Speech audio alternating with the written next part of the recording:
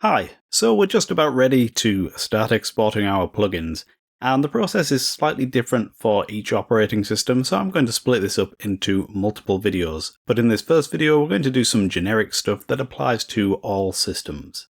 Now, if you haven't yet compiled HISE from source, go back and watch those videos and get yourself set up with compiling HISE, because until you can build HISE, you won't be able to export your own projects. The process is very similar and the setup requirements are exactly the same.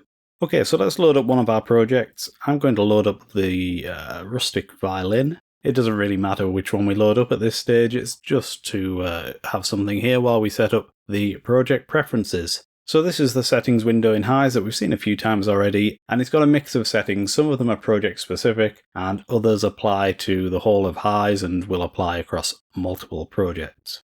So this top section where it says project settings, these apply to just the project.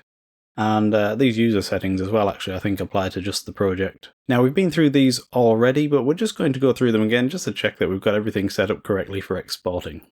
So we've got the project name and the version. So increase the version every time you make a change. A little description and the bundle identifier. The bundle identifier and the plugin code must be unique for each of your plugins, otherwise you'll get conflicts. And this is especially true on macOS, which has a low tolerance for two plugins that have the same plugin code, especially if you're using them in a DAW like Logic. So make sure each plugin has a unique plugin code and a unique bundle identifier.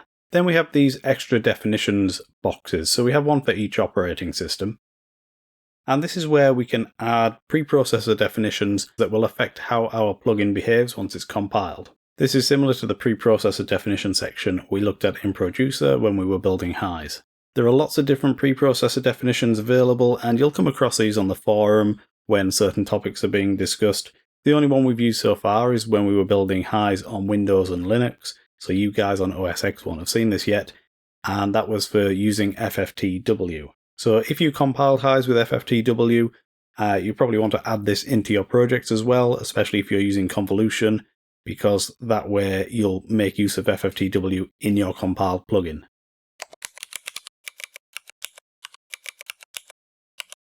So that's what you would add in the extra definition for Windows, audio FFTW underscore FFTW3 equals 1. And we can put this in the box for Linux as well. So I'll just copy and paste that in there. And this is only if you've installed and set up FFTW and you've compiled HISE with FFTW. If you're not using FFTW or you're on macOS, then just skip this and just leave those boxes empty unless you've found something on the forum that says you need to put something in one of these boxes. Now for these two projects, the Rustic Violin and Aries, we didn't do anything with convolution. We're not using the convolution effects. So I'm actually just going to leave these boxes empty. There's also an extra definitions box specifically for script node. So again, if you were using FFTW and you're using convolution in one of your script node effects, you would add that preprocessor definition here. Okay, we can skip through most of these, but make sure the VST3 support box is checked so we get a VST3 plugin. You want to make sure embed user presets is enabled. And what this does is it embeds our custom presets into the plugin when we compile it. And then the first time the user runs the plugin, those presets will be extracted onto their system so that they're available in the preset browser for the user. The project type should be set to instrument, and you should fill in your company details. For the HISE path, we have to choose the location where we've installed the HISE source code. And the version of the source code we use should match the version of HISE we're using. So you've got to make sure you build HISE from the source code that you're going to use to compile your project so that all the versions match up. So we'll click Browse, we'll go to Documents, and I'm going to select this HISE folder because this is where I have the HISE source code.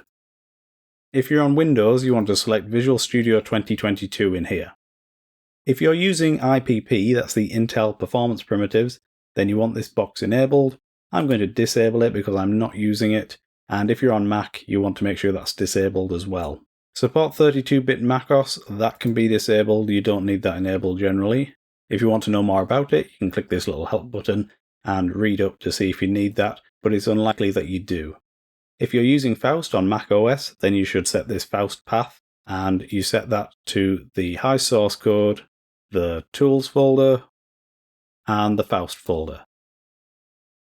So you would just set it like this. You only need to do this if you're actually using Faust, and if you built HISE with Faust. and it's only needed on macOS, so you don't need it if you're using Windows or Linux. So since I'm on Linux here, I'm going to remove this. Everything else can be left as it is, and we'll click Save. One other step we need to do when exporting instrument plugins specifically is we need to bundle the monolith files into a package that can be sent to the user so that they can easily install the samples. There's a built-in system for this in HISE, and in more advanced projects you can even roll your own system using scripting. But for our instrument we're just going to stick with the built-in one. So we're going to go to the export menu, and we're going to come down to this option in the export tools that says package sample monolith files, so we'll click on that. You want to make sure this is set on HR archive. So what this process is going to do is it's going to take our monolith files and it's going to put them into an archive file, which is a bit like a zip file, and it'll apply a little more compression to them, but not much, so the file size won't be reduced too much. But it will put them into this archive file, or it can split them into multiple archives of a smaller size if that's what you want, and then you can send this archive file to your end user, and then when they run the plugin they'll get the option to extract the samples and install them and whatnot, and we'll see that process later on. So the split size allows us to choose what size we want to split the archives up into. So this was a bit like when we compressed the monoliths initially. These are our options. Our monoliths are way less than 500 megabytes, so we'll just select 500 megabytes. We'll leave support full dynamic range on yes. We're not using expansion, so we can ignore that option. We don't have an existing archive, so we can ignore that option as well. We don't have an HXI file, so again, another option to ignore. And the target directory, that's preset for us, so we'll leave that. So let's just click OK. And it says the samples were exported without error. Let's open the project folder. And here's the archive file with the .hr1 extension. If we'd split it into multiple archives, then we'd have multiple files. But because we don't have many samples, we just get this single archive file. So what you would send to your end user is the VST3 plugin, or the VST3 and the AU if you're on macOS, and you'd send them this as well. And then the first time they run the plugin, it will give them a little pop-up and say, do you want to install the samples? They'd select yes and point to this file. And we'll go through that whole process later on when we've exported our plugin.